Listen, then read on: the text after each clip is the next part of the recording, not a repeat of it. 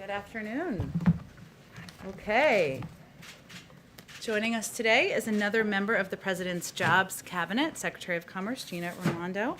As you all know, the Secretary was the first woman to be governor of Rhode Island, where she kick-started the state's economy and achieved a record number of jobs and the lowest unemployment in a generation, thanks to investments in infrastructure, education, and job training.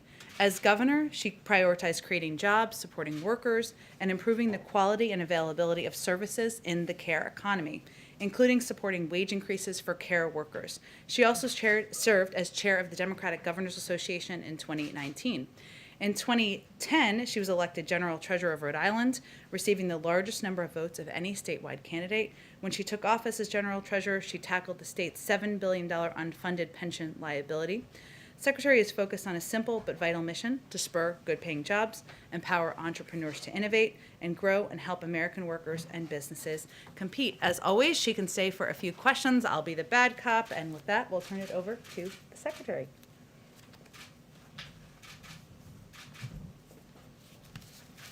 Thank you, Jen. Good afternoon, everybody. Good afternoon. Nice to see all of you, and it's an honor for me to be here to talk a little bit about President Biden's American Jobs Plan. At its core, the American Jobs Plan is about making sure every American has the opportunity to get a decent job, a decent, well-paying job with dignity and has opportunity. It's a historic investment in America intended to create tens of millions of jobs, rebuild our country's infrastructure, and position the United States to outcompete China. Many have commented that it's large, it's bold, it's necessarily large, because frankly we're behind, and we've neglected for too long important investments in our infrastructure. We need to ensure that investments in infrastructure, advanced manufacturing, workforce development, and our care economy are made at the scale we need, and are made in every single community in America. And as the President has led us to, is leading us to Build Back Better, that means we need to do so more inclusively and ensure that these investments that we are making in broadband, in housing, in the care economy, in water, are in every community in America, rural, tribal, urban, communities of color, and reaching everyone across America. The fact is we have failed for a long time to invest, and as a result, we have fallen behind. So why does that matter? It matters because it makes it harder for small businesses to compete. It matters because it makes it harder for American companies to compete, and it makes it harder for the average American to get a decent job and to get the skills they need in order to get a high-paying job in the industries that are growing today and tomorrow. And the fact of the matter is, we know that lack of investment, particularly in public transportation, transit, water, housing, has hurt low-income folks and people of color the most. And it's time to finally rectify that systemic inequality and build back better and more equally. As Jen said, my job as a Commerce Secretary is to do everything I can to enable American businesses of all sizes to compete. And at its core, the American Jobs Plan is about investing in American competitiveness, strengthening our workforce, rebuilding infrastructure, and leveling the playing field so all Americans have a shot at a good job. Now, prior to being Commerce Secretary, I was governor for 6 years. Prior to that, I was in the private sector.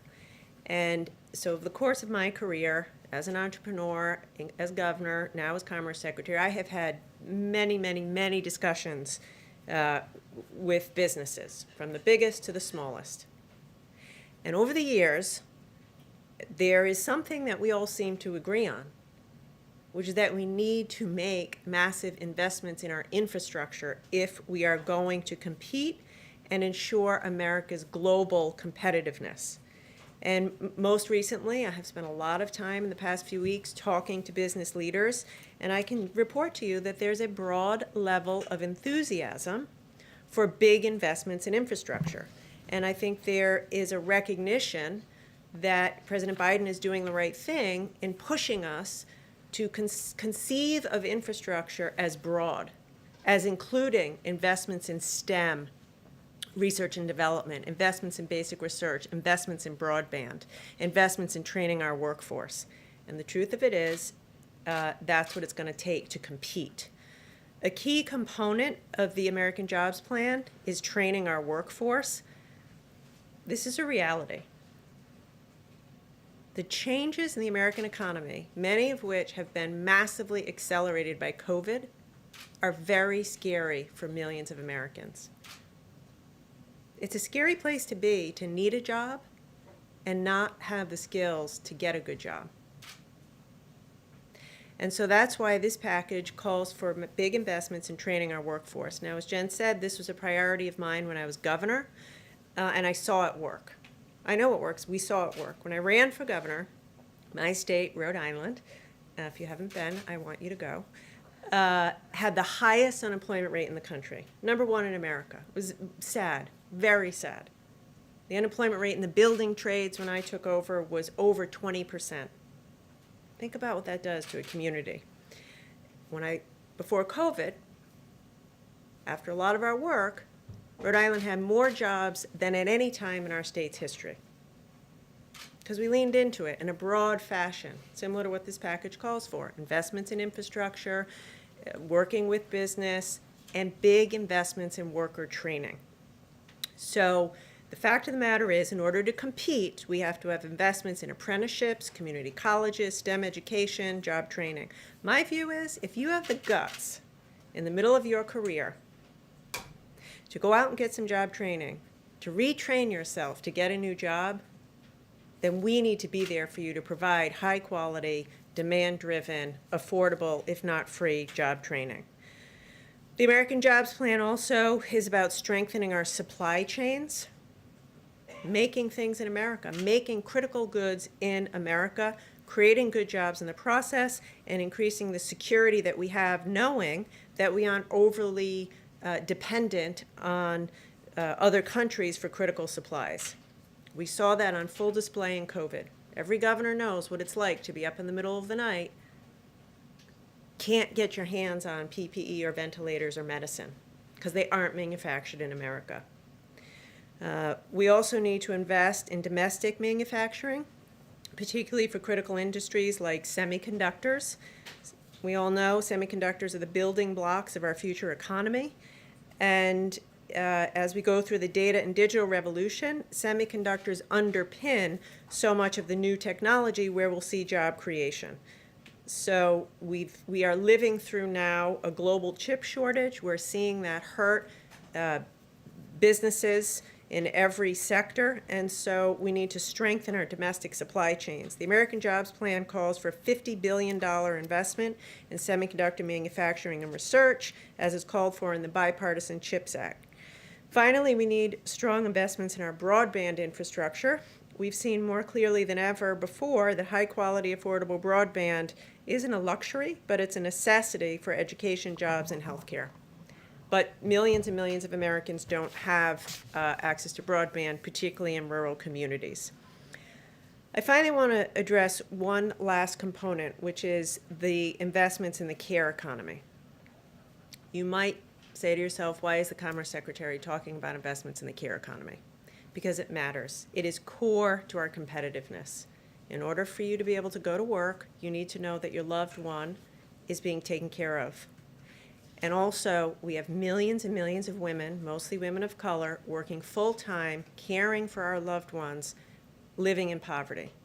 It's time to make those investments so they can have a dignified job and so that we can shore up our communities. As Jen said, I did a lot of work of this as governor, and it's something that I'm very proud of President Biden and to be on the team of a president who's investing in the care economy.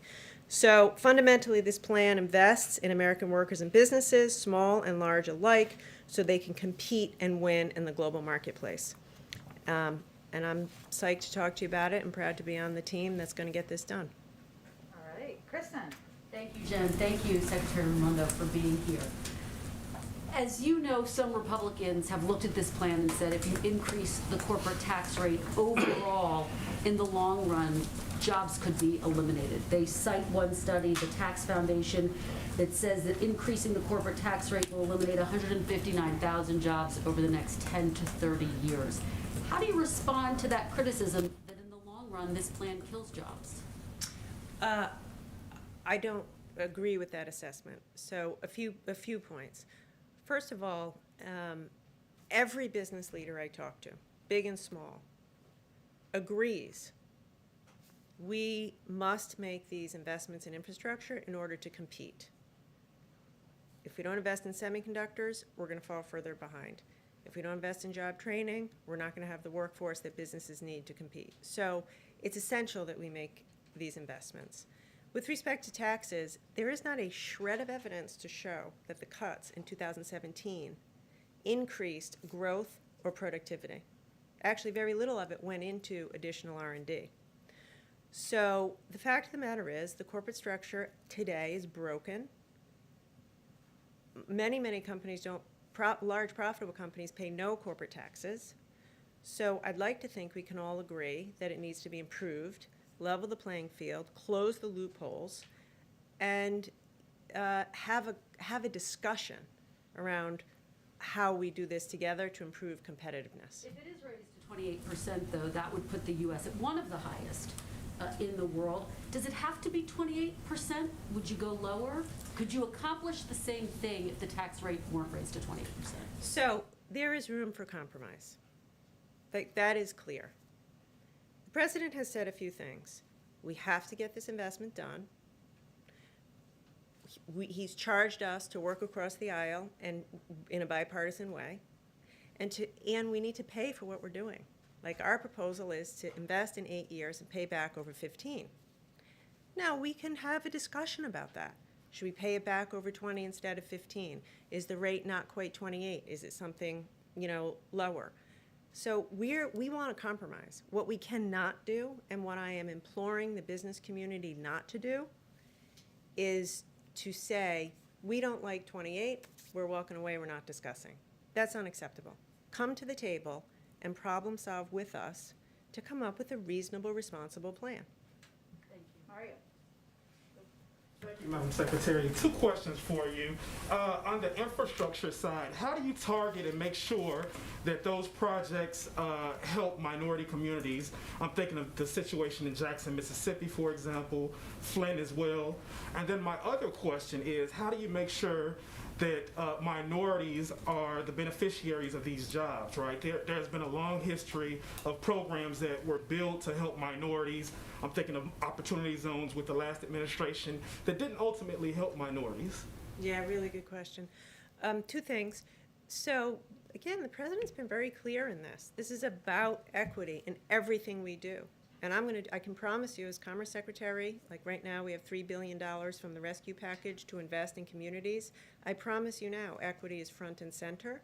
And that's why I was saying we have to get the money everywhere, rural, tribal, urban, and prioritizing those who have been left behind. With respect to the job training, I can fall on my own experience. We did a Back to Work Rhode Island job training initiative. And we said we're gonna make sure it's equitable. More than half of the people trained were women. More than 25% were people of color. If you commit yourself to it, which is what we will do under the president's leadership, we will make sure to make up for the fact that, as you say, in the past that hasn't been done. Alex. Thank you. What is the status and direction of the China tech policy review? And more specifically, what about TikTok? Yeah. So I'll say quickly, we need to play offense and defense. The jobs package is offense. Invest in America, competitiveness, so we can play offense. A lot of the tools that Commerce has are defense. The entities list, tariffs, et cetera. So we are, led by Jake Sullivan and our team, Interagency Review. We're in the process of doing it now. A lot of people have said, is Huawei going to stay on the entity list? I have no reason to believe that they won't, but we're kind of in the middle of the overall review of China policy. How close is that to being complete? I would actually defer that more to the White House, but I would say we're in the thick of it right now. Like, we're working as aggressively as we can. We're not wasting time on it. Thank you, Secretary. Just hoping to draw on your experience as governor regarding the virus. The White House and the President have been calling on governors across the country not to roll back virus restrictions, business capacity limitations and the like. Yet many, including many Democratic governors, have rolled back those policies steadily, even as cases have risen. You face some of these struggles as governor. Can you speak to a little bit what those governors are facing, and how would you advise them to balance their, maybe the pressures at home versus the federal guidance here to keep those restrictions in place? So it's a tough spot. To be a governor in America today is a challenge, and everyone's trying hard. I would say, first of all, they are so lucky that President Biden is in office now after what we lived through last year. Secondly, follow the president's lead around vaccinations. The administration is doing a fantastic job getting vaccinations out the door. And I think that it's a balance. Listen, every governor knows what's going on in their community, and I think we have to respect that. They see what's going on in their community. Having said that, I would say, the administration, the Biden administration is focused heavily on vaccinations and has a fantastic strategy, and I would just encourage governors to lean into that, vaccinate people as quickly as possible, and don't jump the gun. I am not going to tell governors what to do. I just have lived it, and every time you jump the gun, you live to regret it. So vaccinate. Put the pedal to the metal on vaccinating more than lifting restrictions. Madam Secretary, thank you for being here. You oversee a big department, everything from the Weather Service to the fisheries and the census. Have you been briefed on the status of getting the results of the 2020 census? Yes, I have. When's it coming? Well, we have said that the redistricting data will be available no later than September 30th. If it's available before that, and we feel comfortable about it, we'll put it out then, but we need a little bit more time.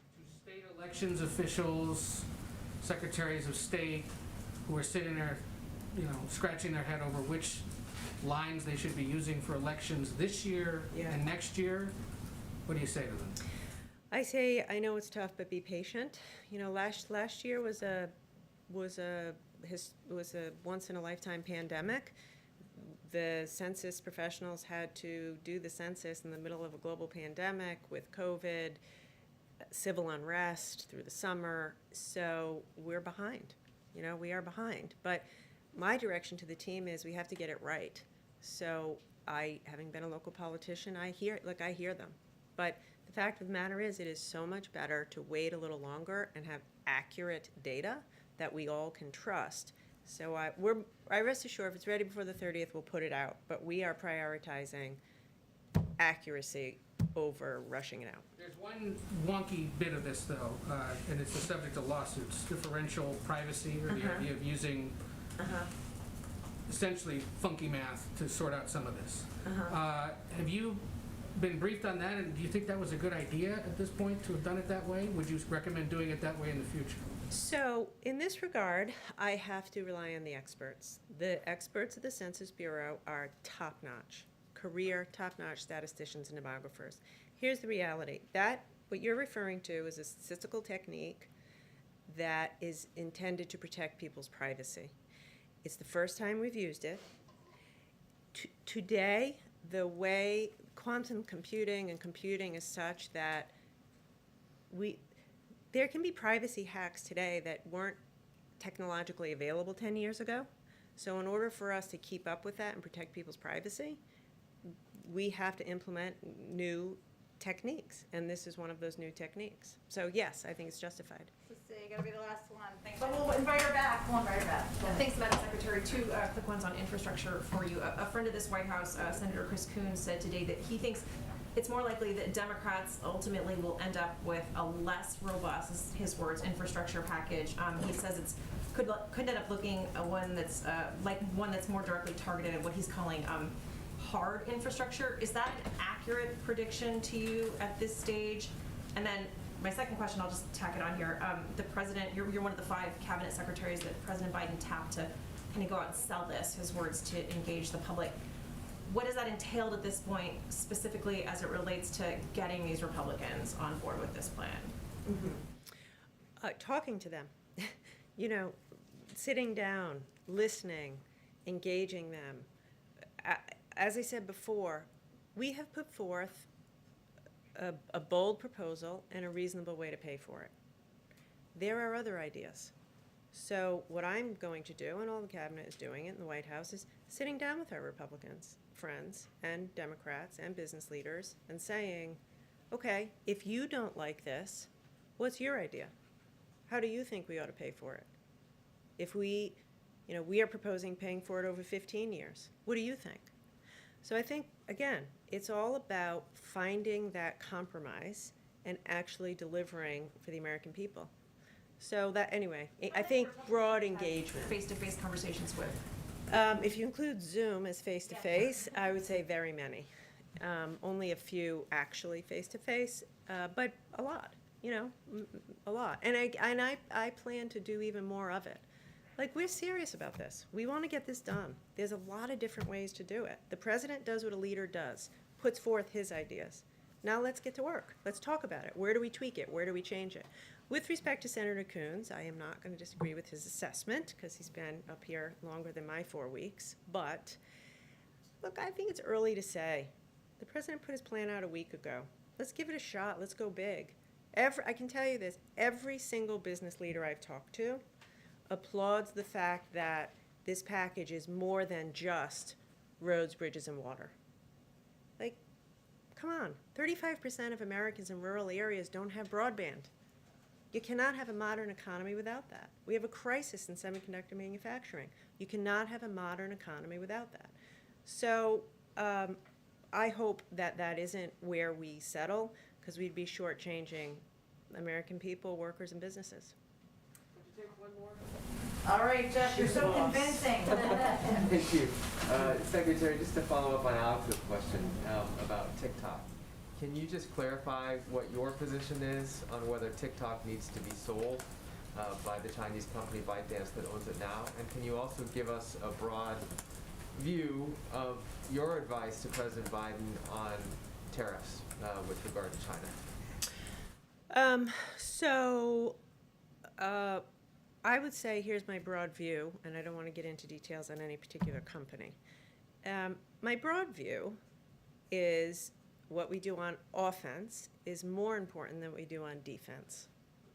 To compete in the long run with China, we need to rebuild America in all of the ways we're talking about today. And by the way, do that with our allies. We have to work with our allies and find common ground where we can. With respect to tariffs, there is a place for tariffs. The 232 tariffs on steel and aluminum have, in fact, helped save American jobs in the steel and aluminum industries. So what do we do with tariffs? We have to level the playing field. No one can outcompete the American worker if the playing field is level.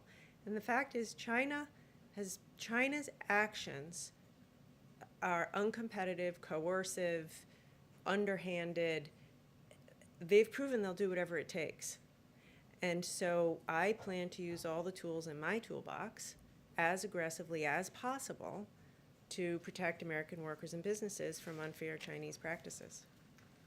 Yamiche, I don't want to leave you hanging, and you're the last one hanging. At the risk. Yamiche. Well, this is great. Thank you, Madam Hopefully Secretary. the secretary will come back after this. Go ahead. It depends what she asks. Yeah. Right, that's a lot of pressure. But thank you for taking my question, Madam Secretary.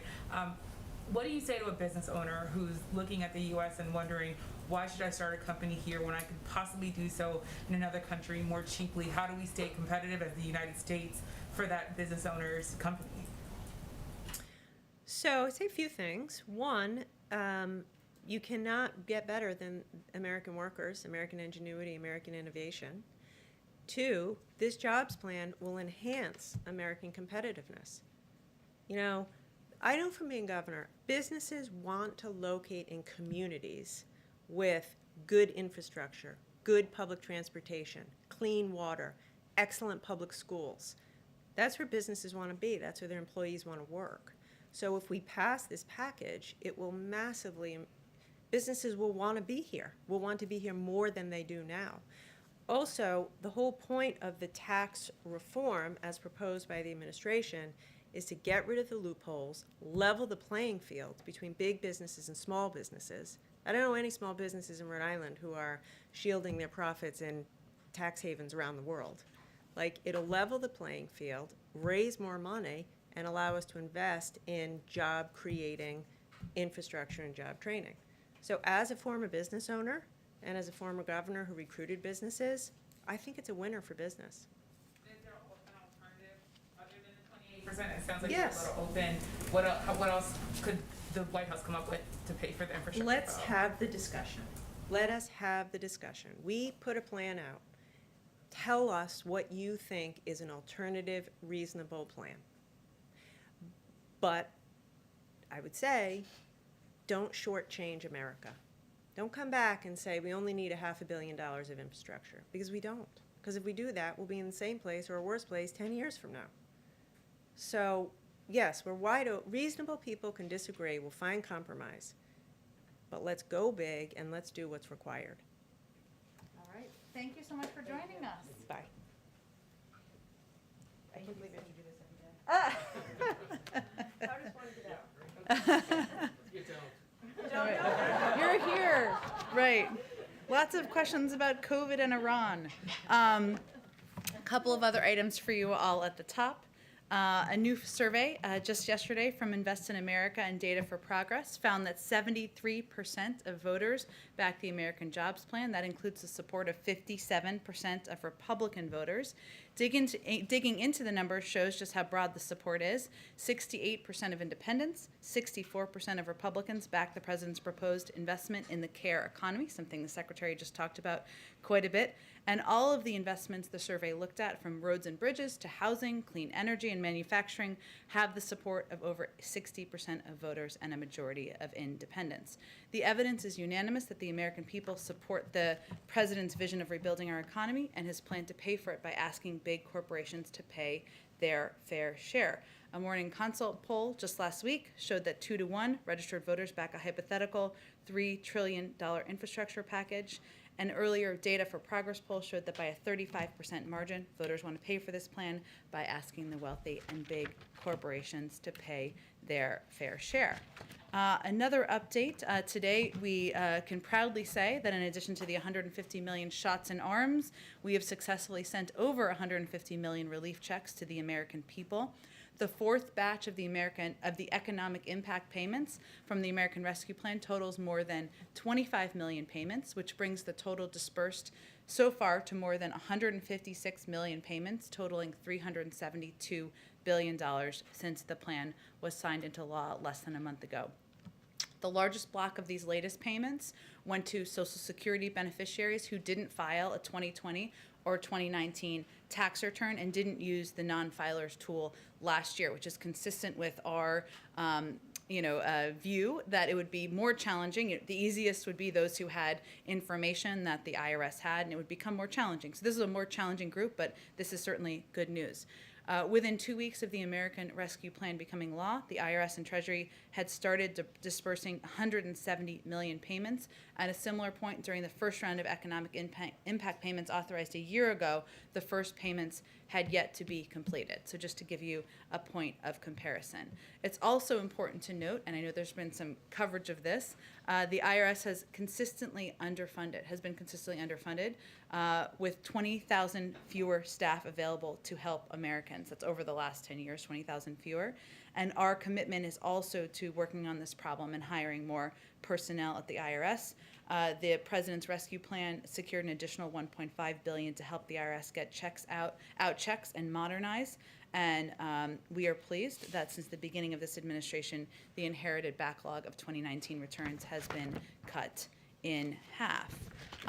One other update, good news you can use, I'll put it in that category. Health and Human Services Secretary Becerra announced that more than 500,000 Americans have already signed up for coverage on healthcare.gov since the beginning of the special enrollment period. Nearly 15 million Americans who currently lack health insurance and many current enrollees are eligible. An average of 4 out of 5 consumers currently enrolled in marketplace coverage can now find a plan for $10 or less a month after the tax credits.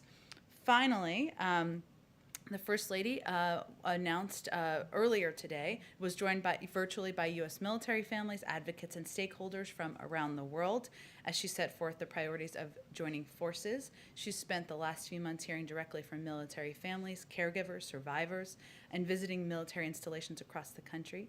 The mission of joining forces is to support those who also serve.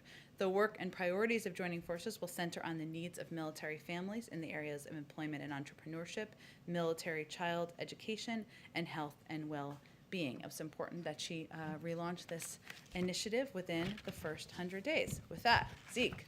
Thanks, Jen. A couple of farmhouses want to get started. First, there's some confusion yesterday about the U.S. policy with regard to the Beijing Olympics next year. Is it the U.S. policy now that American athletes will participate in those Olympics, and is the U.S. government going to encourage American spectators to travel to China to view those games? Well, these are the Winter Olympics of next winter, I should say, so some time away as it relates to the second part of your question, and certainly our hope is that we are at a point where enough people across the country and hopefully around the world have been vaccinated, but we will rely on health and medical experts on that particular piece. Our position on the 2022 Olympics has not changed. We have not discussed and are not discussing any joint boycott with allies and partners. We, of course, consult closely with allies and partners at all levels to define our common concerns and establish a shared approach, but there's no discussion underway of a change in our plans regarding the Beijing Olympics from the United States point of view. And then, two questions on timelines. One with regards to the ongoing talks in Geneva right now regarding the JCPOA. What is the timetable for bringing Iran back into compliance, and in terms of the breakout time for the potential of a nuclear weapon? The timeline for getting them back at the table for direct...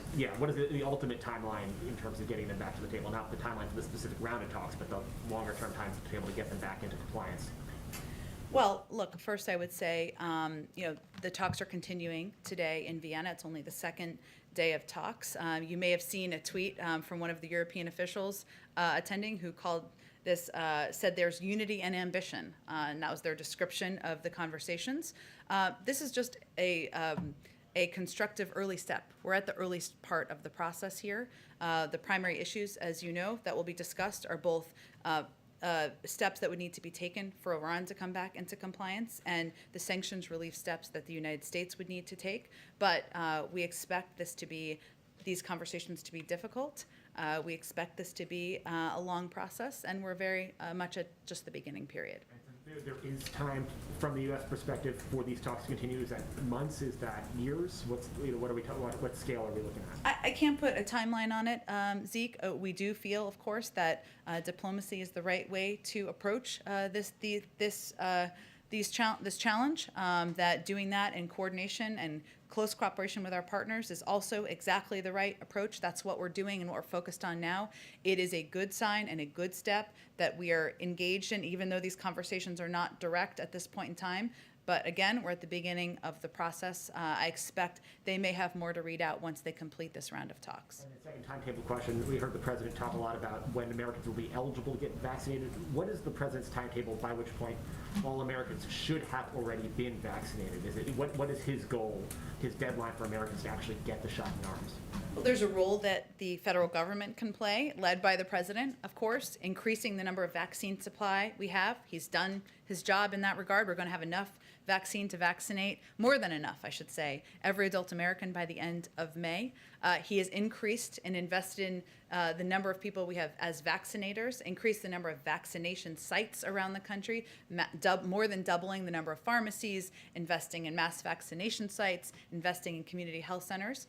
It is now incumbent upon the American people to do their job and continue to mask up, get the vaccine when they're eligible. We, of course, just launched a massive public campaign that is both paid media as well as investment in community organizations. But I can't make predictions for you here. That is going to be determined in large part by the American public.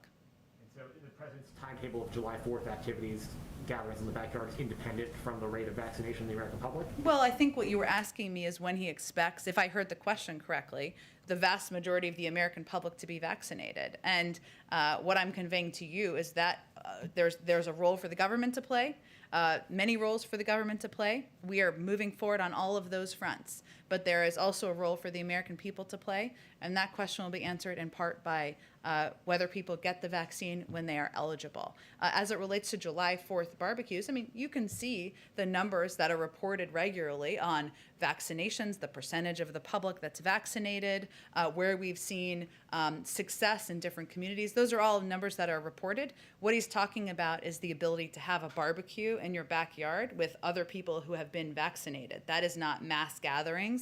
That's not the same as having the entire public vaccinated. Go ahead, Jeff.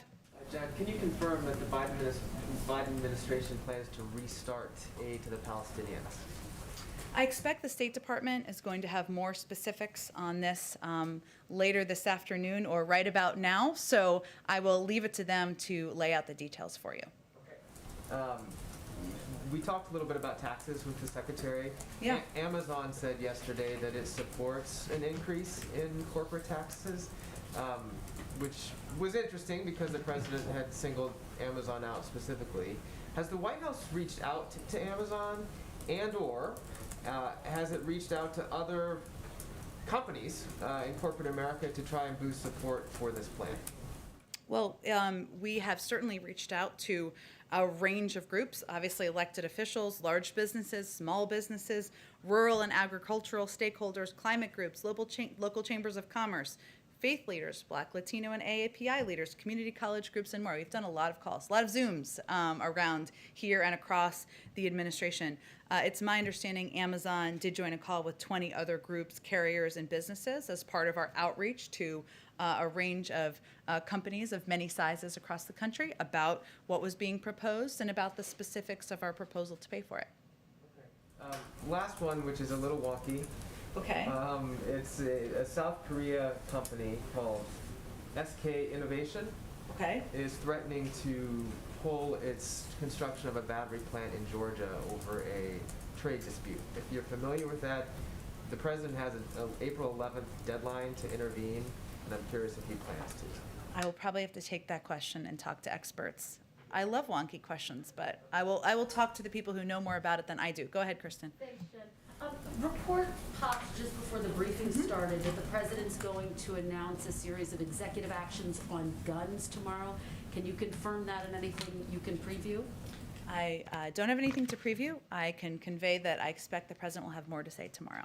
Okay, and will it involve ghost guns, potential expanded background checks on ghost guns? I'm just not going to preview more from here. I expect we'll have more. We will probably do a background briefing call for all of you later today. Okay, just to follow up on something Secretary Raimondo said, she was very clear that there is room to compromise on increasing the corporate tax rate to 28%. As you know, Senator Manchin is saying he wants it to be as low as 25%. Is there a scenario where the president would go that low? Well, look, here are principles. Debate is inevitable. Compromise is inevitable. Changes are certain. And our main bottom line is inaction is not an option. And so we see it as a positive that Senator Manchin, that others, Republican members, other Democrats have come forward and said, I like these pieces. I propose a different component on the tax piece. We're happy to have that discussion. And what we are seeing, though, is broad agreement about the need to invest in and modernize our infrastructure. Could you get everything you wanted in the bill at 25%? Well, just like any discussion or negotiation, there's lots of factors. It's like a Rubik's Cube. I don't know if that's the right analogy, but if you are proposing a lower tax rate, then you have to make some decisions. What would you compromise on that? We're going to have those discussions with members of Congress. I expect the president will welcome members of both parties here when they return next week, and he'll have those discussions with them. We're having them with committee staffers, with staffers on the Hill, to see what the push and pull can be, where there is agreement. Let's start there. Where there are alternative ideas, additional ideas. Remember, some members are proposing to make the package smaller. Some are proposing to make it larger. That's all a part of the discussion. You said Yesterday, Jen, the president continues to believe that there is a bipartisan path forward. Is that realistic, given the backlash that you've seen so far from Republicans? And if the president can't win over any Republicans, is he staying true to that promise of ushering in a spirit of bipartisanship? Well, here's how the president sees it. Democrats and Republicans will have ideas about what they like or don't like about the plan. That's a good thing. That's democracy in action. That's the American way.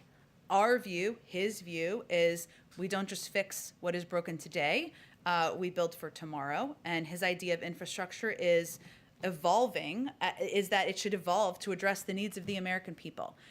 We believe there is a fair amount of opportunity for agreement, that we are open to compromise, we welcome the debate, and we'll look forward to having those conversations when members return. You would pass it along party lines if you needed to. I don't think we're quite there yet. The president believes there is an opportunity to work with Democrats and Republicans, that there is agreement on the need to modernize our infrastructure. There is agreement that we need to do more to compete with China. Let's start with areas where we agree and have a discussion from there. Go ahead. Two things, and thanks for confirming the timing on guns specifically. First, in a COVID-related matter, there are reports that during the transition, the incoming administration received a June 2020 report from Trump officials concluding that Emergent Biosolutions, that plant in Baltimore that spoiled some J&J vaccine doses, had oversight and quality assurance issues. Is that accurate? And if you guys had this report before taking office, why were steps not taken sooner regarding that facility? Well, first let me say that the facility is not approved by the FDA. That's in fact the process working, and the FDA is taking a look at whether any manufacturing facility meets the standards that would be required to produce and put out doses that will go into the arms of the American people. There are not a broad swath of options for manufacturing facilities across the country. So HHS and others can give you more specifics of what the options are that are available. But our focus is on getting vaccines produced, distributed in the arms of the American people, and to relying on the process that is in place by the United States government. We have one of the most stringent set of review processes in the world. So in our view, this is the process working. We remain on track to have the number of doses, enough doses to vaccinate the entire, all adult Americans by the end of May. This has not impacted that. I don't hear you, though, confirming or denying that report. I'd have to check on the specifics of the receipt of a report, but again, it's still not approved by the FDA, the manufacturing facility and the site. And then Amnesty International says that Alexei Navalny is being incarcerated in conditions that amount to torture and maybe slowly killing him. Is there any reaction from here regarding that? Also, you said on February 23rd, I think you've said a few times since, that it would be weeks, not months, before the Biden administration responded to the SolarWinds hack and other Russian misconduct. I also recall you telling us some of it would be seen, some of it would not. Any updates on all that? Weeks, there's lots of ways to define it. There are Still lots of weeks. ways to define it. It is still weeks, not months away. I don't have an update on the exact timeline. I will say on the reports you referenced of Mr. Navalny, we are disturbed by reports that Mr. Navalny's health is worsening, that he's on a hunger strike to demand access to outside medical care. We urge Russian authorities to take all necessary actions to ensure his safety and health. So long as he is in prison, the Russian government is responsible for his health and well-being. We will continue to monitor the situation closely. I would also reiterate that we consider Mr. Navalny's imprisonment on trumped-up charges to be politically motivated and a gross injustice, and we stand with like-minded allies and partners in calling for his immediate release, as well as an end to the persecution of his supporters. Go ahead. Thanks, Jen. Quick one on Senator Coons' comments from this morning. He also said today that if it's clear by Memorial Day that Republicans aren't willing to get on board with this, that at that point Democrats perhaps just roll this into a big package and move on. So is that the timeline for this White House as well, that Memorial Day is the decision, the deadline to sort of make this decision to fish or cut bait? I'm not here to set a new deadline from here. We would like to see progress by Memorial Day. We would like to see the bill passed this summer in order to get these vital investments out into our economy and out into rebuilding our infrastructure across the country. I will note that there are a range of points of view. As I said in response to Kristen's question, some feel this package should be smaller. Some are calling for a larger package. Some believe that it should be paid for in different ways.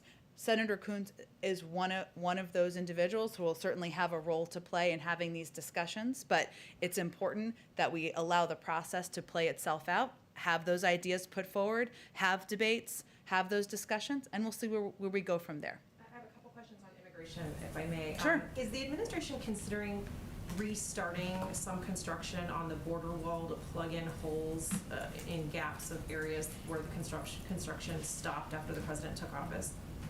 Well, wall construction remains paused. There is a review underway, taking a look at the funds that had been allocated when the administration took office, as you know, but funds had been diverted from military construction projects and other purposes toward building the wall.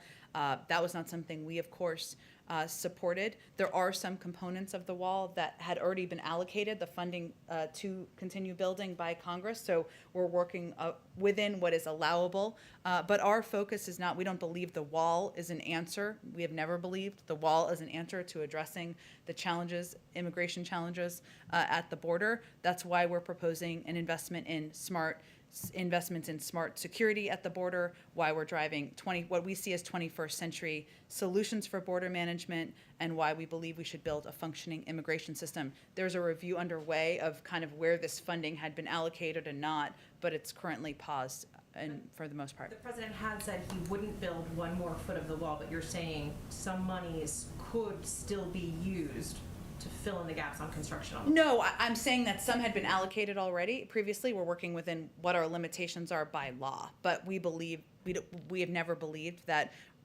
building more of a wall, the president doesn't believe, is a way to address our immigration challenges at the border. Okay, and then a quick clarification on Special Envoy to the Northern Triangle, Ricardo Zuniga, who's in Guatemala, was there yesterday talking about this. He said that the White House is looking to create legal ways for Central American migrants to reach the U.S.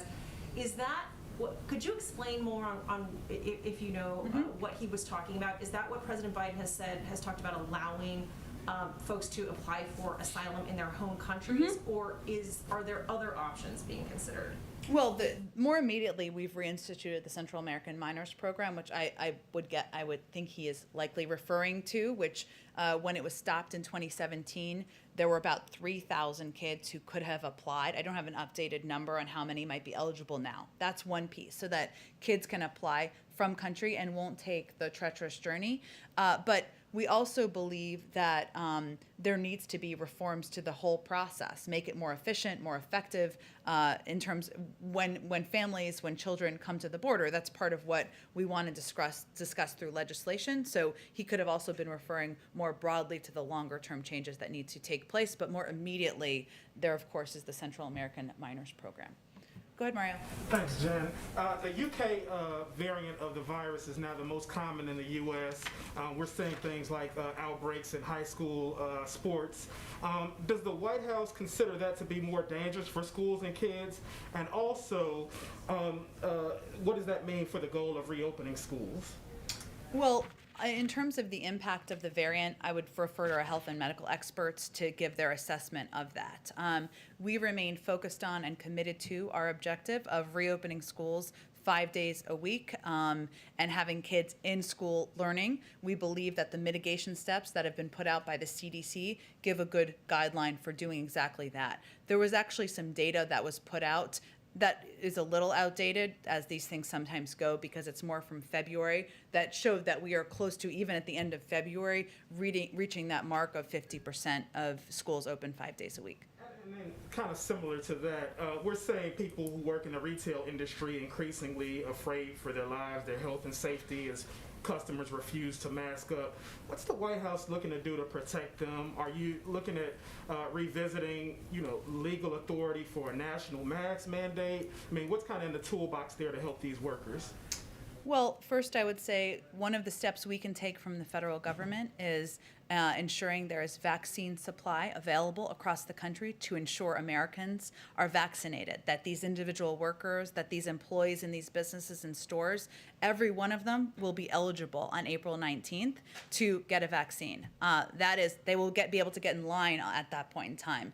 That it provides clarity and hopefully provides some certainty on their own safety. We also, of course, work with businesses and convey directly to businesses, just as we do to leaders across the country, about the importance of abiding by public health guidelines, and whether that is ensuring that masking up, hand washing are used as models in these locations. You know, these are also entities and businesses that we're in touch with around the country as well. Go ahead, Aisha. This is your first time in the briefing room, right? Well, since the Biden administration. Yes, since the Biden Yes. Yes. administration, and it's my wedding anniversary, so it's a good Oh, day. happy anniversary. Well, and here you are with us. And here I am with you guys. So Ed got you a cake. That was so nice of Ed. I know you'll allow me a lot of questions for Yes. that. Yeah, of course. So starting off on the issue of North Korea, think tanks like Beyond Parallel and other North Korea watchers have observed yesterday that North Korea moved a submersible missile test stand barge.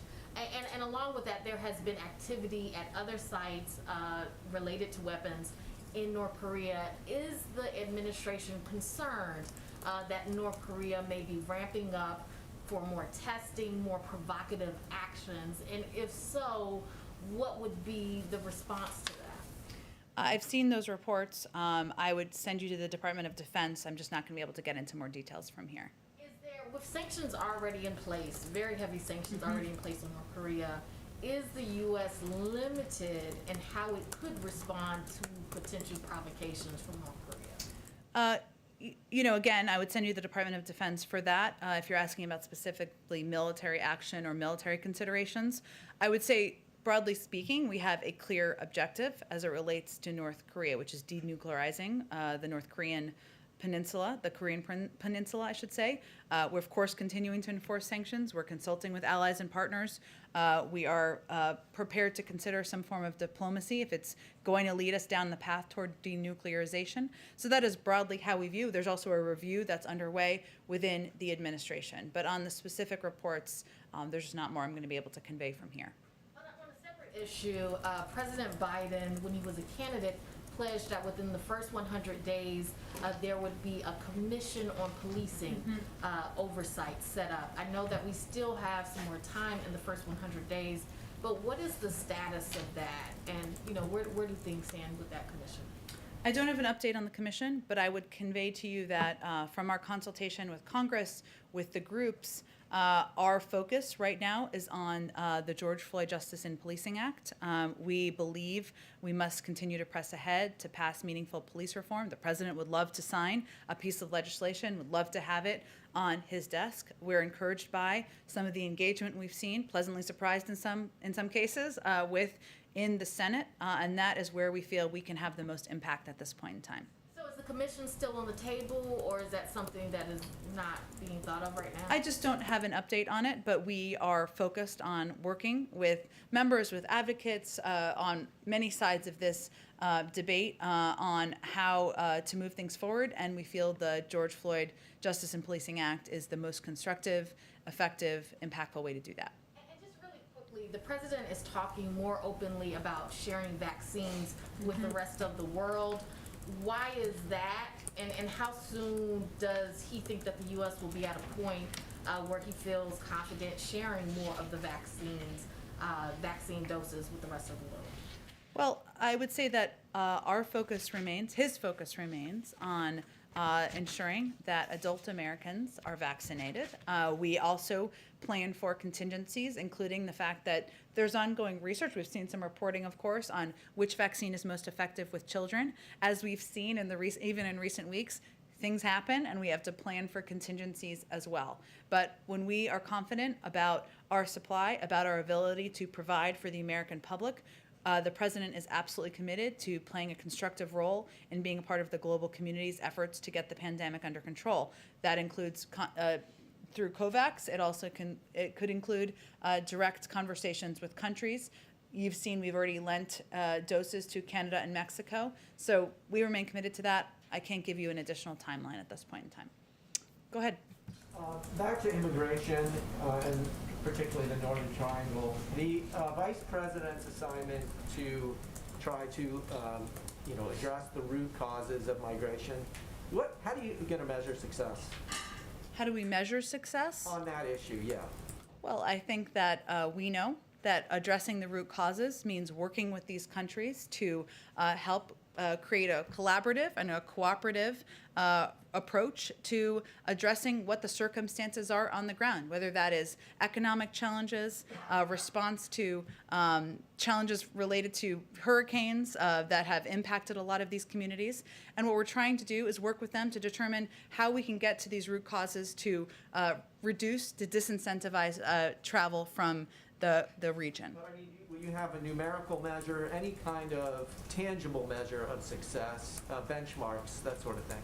Well, I think as everybody who's followed this for some time knows, this is about addressing these causes over the long term. Unless we address root causes in these countries, we are going to see the same cycle of rushes to the border year after year, as we have seen in 2014 and 2018 and 2019. So we're going to look to how we can work with these countries through diplomatic means. The president has also proposed $4 billion in assistance and aid through his immigration package. And of course, the vice president and our diplomats will be engaged with these countries to determine how we can best help to prevent these rushes at the border in the future. But there's no benchmark specifically, like, we curbed by X or Y% over some We're timeline talking period? about how we address this over the long term and how we reduce the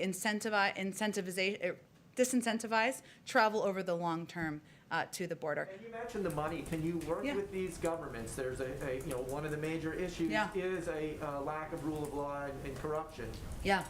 You're absolutely right. And the president has talked about this as well, and the need to sometimes work with organizations, work with local groups, find ways to avoid getting the funding in the hands in some scenarios of corrupt governments, and that will certainly be part of our approach. Go ahead. Yeah, go ahead. Yeah, go ahead. Depending on what poll you look at, about half of Republican men say they won't be getting the vaccine. Experts say that a major reason that any group would be vaccine hesitant, would be because of trust. I think it's probably fair to say that President Biden and the administration has a long way to get this group to trust him. Two questions. What has the administration's research found about why this group is so entrenched in vaccine hesitancy? There's a lot of talk about black and brown people. We found that's not exactly true. They're not more hesitant than anyone else. Yeah. And outside of the We Can Do This campaign, how does the administration plan to reach this group? Well, first we recognize that the president, that all of us may not be exactly the right messengers for some of these audiences. And what we've actually seen through our data and research is that it's not always famous people, and often not famous people like the president or athletes or former elected officials who are going to reach any group who are hesitant or have concerns about the vaccine hesitancy or safety. So this is the reason why a big part of our funding and our approach to our public campaign is actually for local groups and organizations. Some of those may be civic groups, some are clergy. There's a role that clergy and different faith groups and organizations can certainly play. And some of these are just simply local doctors and medical experts who are more trusted voices in different communities. So what we're working to do is empower local sources, empower local authorities, medical experts, civic leaders, clergy in some cases, to be the communicators about the effectiveness and the efficacy of the vaccine. I will say one of the things that is sometimes not understood, or people don't see in the data, but we've seen in the data, is that the issue, we've seen a reduction in hesitancy as it's defined, and you referenced black and brown communities, certainly a reduction in hesitancy. The issue is now access. This is true in whether you're talking about conservative white people or you're talking about communities of color. It's now at the point where people are saying, look, I'm confident or I feel comfortable in taking the vaccine in many cases. I can't take a day off of work. I don't know where to go. I don't know what health center to go to get the vaccine. So we are looking at that, and our focus is on addressing the access issue, mobile clinics, making it easier and more accessible to get the vaccine. And you've also said the president's being updated on the trial of Derek Chauvin. We're probably weeks away from a verdict, but regardless of the outcome of the trial, does the president plan to address the country upon its conclusion? Well, we would never, and not that you're asking me this, but we would never, of course, prejudge the outcome. The president has spoken about the death of George Floyd, the impact on him personally, quite a bit over the course of the last year. It certainly impacted his own, redoubled his commitment to addressing racial injustice in the country and throughout the government. I certainly would expect we'd have a statement, but I'm not going to get ahead of what the outcome may be or the timeline. We just don't have insight into that. Go ahead. Thank you, Jen. I'd like to pick up the line of questioning on immigration and the border. Okay. And ask you two rather quick follow-up questions about some other topics. You always like yes or no questions. I don't know if they're yes or no. I Go mean, ahead. Answer as you will. But, Okay. So on immigration and the border, as we've discussed here today, Vice President Harris has been put in charge of addressing the root causes of the border crisis. Last Tuesday, she spoke with Guatemala's president, but she hasn't visited the border or Central America or spoken with leaders of El Salvador or Honduras. She was traveling this week, took time to visit a bakery in Chicago. I'm wondering, is she still working on this? And can you address the perception that she's kind of quietly backing off while Secretary Mayorkas is pursuing some Trump-era policies, such as potentially building new border barriers and potentially prosecuting people who illegally cross multiple times? There was a whole lot packed in there. So let me just see what I can do here.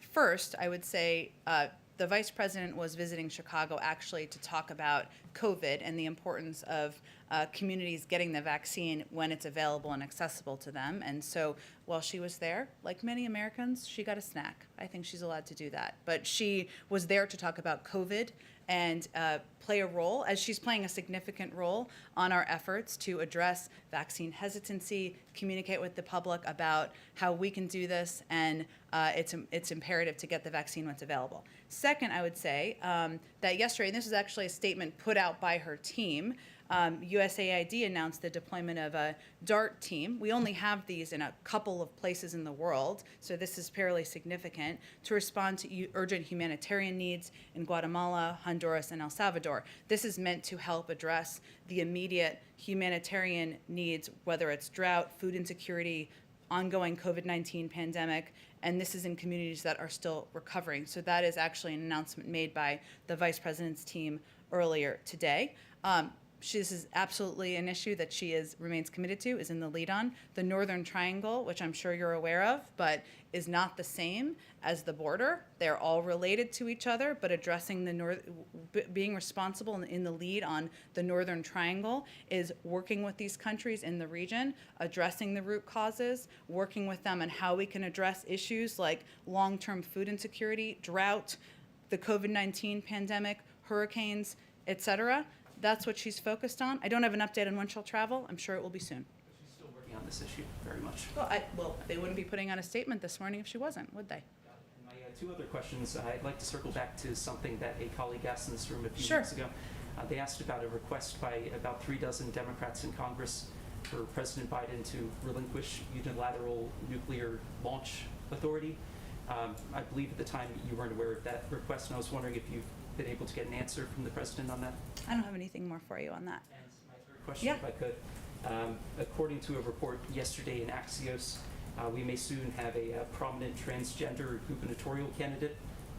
It would be a Republican, Caitlyn Jenner in California, and I'm not asking. Are you announcing her run? No, I'm just announcing the Are you Axios working for her? report. I'm not. Okay. I'm not, but and I'm not asking you to endorse anyone, but I was wondering if the White House welcomes this apparent LGBT milestone.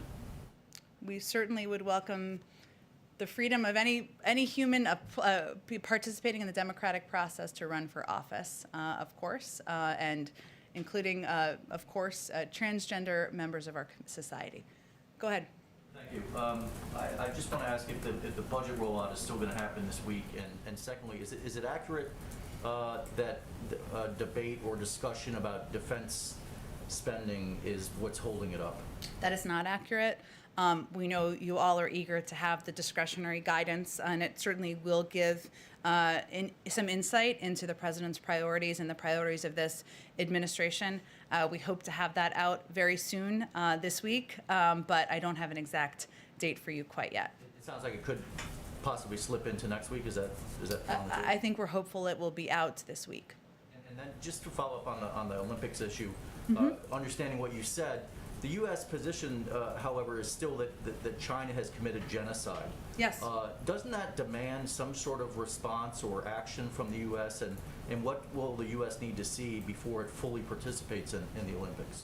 Well, I would say first, just to be very clear and reiterate, our position has not changed in our planned participation. However, we are working, of course, on, as we would be on any issue, in coordination with our partners and allies, about a range of concerns we have with China's behavior and their actions, including the genocide of Uyghur Muslims in China, including actions that China has taken as it relates to economic and security steps. And so that is something we would do in partnership and coordination with our partners in the region. Just like any relationship, there are areas where we feel we can work together, areas where we have great concerns. We voice those. We don't hold back on those, as the president did in his call with the president. Go ahead. I have a couple questions. The first is, there are some studies that show that Black Americans have half the vaccination rate of white Americans, and I wonder why the administration is not setting hard numbers with their equity goals. How do you measure success if you don't put actual numbers next to the goals? I would have to check those numbers. I'm not challenging them. I just would have to talk to our COVID team about those. As you know, equity is central to what we do. COVID and addressing the pandemic and ensuring we are taking steps to address getting the vaccine out to communities around the country is central to our focus. We are constantly monitoring where the vaccine doses are going and that they're equitably distributed. That's something, every vaccine is marked in boxes. We saw this at Pfizer. It's very cool, actually. We monitor that closely. We monitor the uptick in outbreak and COVID rates in communities and see how it's impacting different communities. We work directly with governors to help address where there are upticks in communities and where we see there are communities that are not getting ready access to the vaccine. And we've actually adjusted, in some cases, our approach and our strategy. That's why we've increased our investment in community health centers massively over the course of the last several weeks. Why we've increased our investment in mobile clinics, because one of the issues we're seeing is access, right? Access and the ability to, many people can't take a day off of work, especially if they're working in jobs where it doesn't allow for that. We want to bring the vaccine to people as frequently as we can. So what I would tell you is that we are constantly adapting and adjusting our strategy to areas where we see that we are not effectively addressing distributing the vaccine equitably. That is central to our focus and will continue to be. Just to reiterate, the question was, why not set hard numbers? There's 100 million for the first 100 days, then 200 million. Why not say we want to see 20% or 30% of Black people, Hispanics? Why not put numbers by your equity goals? I'm happy to check with our team. We may have internal goals along those lines, but I would just convey to you that we look at it as our objective is to vaccinate every adult American. That includes, of course, every adult American who is white, Black, brown, Asian American, and that we look closely at where we are, where there are communities where there is an uptick, where there are communities. So I was trying to actually address your question, actually what we're doing about it, which I think is the most important information people might be looking for. Related to racial equality, the infrastructure bill has $400 billion focused on home health care aides. A lot of them are women of color. How is that infrastructure, and explain why you see home health care workers as part of infrastructure? Well, first, this is essentially a jobs bill. Yes, there's a lot in here that is infrastructure, but as the secretary just conveyed, our workers, our workforce is part of the backbone and the infrastructure of America's economy and communities. And if you have home health workers, as you noted, who are predominantly women of color, there are predominantly workers who are paid often $11 an hour on average. These are communities and individuals who need greater assistance and need greater help. In addition, the people who are impacted most by the need for caregiving are women. We see that statistically. About 2 million women have left the workforce as a result of the pandemic. And so our objective and our focus is on addressing physical infrastructure, the infrastructure that is going to help us compete, including broadband. Here, this is a broadband map. I love maps, don't you guys? this shows where there is not great broadband around the country, which I think is so interesting and shows you how much we need to do, what we need to do to address it. But if we're going to get women back in the workforce, this is an area where we need to address. And so the President felt it was an important and imperative part of the package. And as the Secretary noted, it's something that many businesses are also welcoming. Two quick questions. They're one's a yes or no question. Sure. President Biden has indicated that Beau Biden's cancer was likely caused or linked to burn pits. This is a question from our foreign team. Does President Biden and the White House support the bill Senator Gillibrand and Senator Rubio have sponsored related to burn pits? I'll have to look more specifically at the bill. He has talked about this quite frequently, including when we were in, I can't remember what state, where he visited the hospital. I don't remember. Ohio, thanks. It's like a phone a friend. And when we were in Ohio, he talked about this as well, but I can check with our legislative team. Supports the bill. I haven't looked more deeply into the specifics of the bill. And then my last question is on immigration. The Family Reunification Task Force, as of now, is saying that it hasn't reunited any families because they're still sorting through the system. I wonder, can you talk a bit about why they haven't been able to reunite families, and what are the concerns and challenges that maybe are even more pronounced than you would have thought they were going to be? Sure. First, we can't overstate how complex this challenge is. The prior administration did not have a system in place to track the children and parents who were separated. They also, of course, separated them themselves. But the task force has been in place, as you know, for about 2 months. The focus right now in this period of time has been reviewing thousands of records, and a significant number of issues have come up in these existing files, including incorrect dates and names. They are working to establish a database of families who were separated and working to find previously unidentified separated families who are eligible to receive benefits through the task force. And they've also identified over 5,600 new files that were not reviewed and have begun the process for reviewing and cross-checking those files. The task force is also working very closely with the ACLU to process identified families so we can reunite them as swiftly as possible. They'll have a full report that's due on June 2nd. So you're saying, what's the delay in it being so? What makes it so hard to reunite families while they're doing that? Well, I think the biggest challenge is that there's a lot of inaccurate information. There was not an accurate database. We've seen inaccurate names, inaccurate dates. Again, we're working very closely with the ACLU, and we're working to move it as quickly as possible. Go ahead and back. Thank you, Jen. You said earlier that the White House recognizes that some of you may not always be the right messenger to some of these individuals who are reluctant to take the president's advice on getting vaccinated. The president said yesterday there was a category we didn't exactly identify, but he gave Senator McConnell credit for talking to those people. Did the president ask his friend Senator McConnell to help him out on trying to make a pitch to those people who are not who are reluctant to follow the president's lead on this? And has he asked other Republican pals of his to do the same to help out? I don't have any calls to read out or asks from the president, but I would just reiterate, we certainly do think it's a good step that Senator McConnell conveyed the importance and the efficacy of taking the vaccine, but also across the board, all of our data shows that the most effective voices are local doctors, civic leaders, and clergy, others who are trusted in communities, and that's really where our primary focus and the president's primary focus is. One in the back. Will President Biden appoint a special envoy for the Israeli-Palestinian portfolio? If so, when? And if not, why? I don't have any personnel announcements to make here. Of course, the president believes that the only solution is a two-state solution, but I don't have any personnel or specifics to outline for you from here in addition. Just one quick thing that happened here while we were sitting here. I don't know if you guys have this yet or not, that apparently the president called King Abdullah of Jordan. Have you guys confirmed that yet or no? I think it's been happening, it sounds like, as we've here. We'll have a robust readout, and we'll get that out to all of you guys. Go ahead, Kristen. Thanks. Jen, has the president seen the video of the boy who came here from Nicaragua, abandoned, alone, crying to Border Patrol agents? If so, what was his response? I don't have any response from the president directly. What I can convey is, for any of us who have seen that video, it is heartbreaking.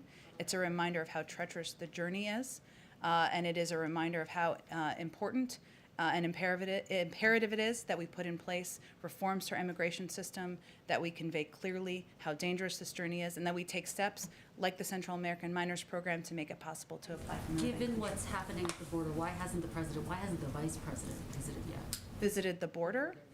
I don't have any trips to outline or preview. What our focus is on is solutions and ensuring we have more beds, we're making the processing more efficient and effective, and that we are addressing this in a humane way that keeps these kids as safe as we possibly can. Thanks, everyone.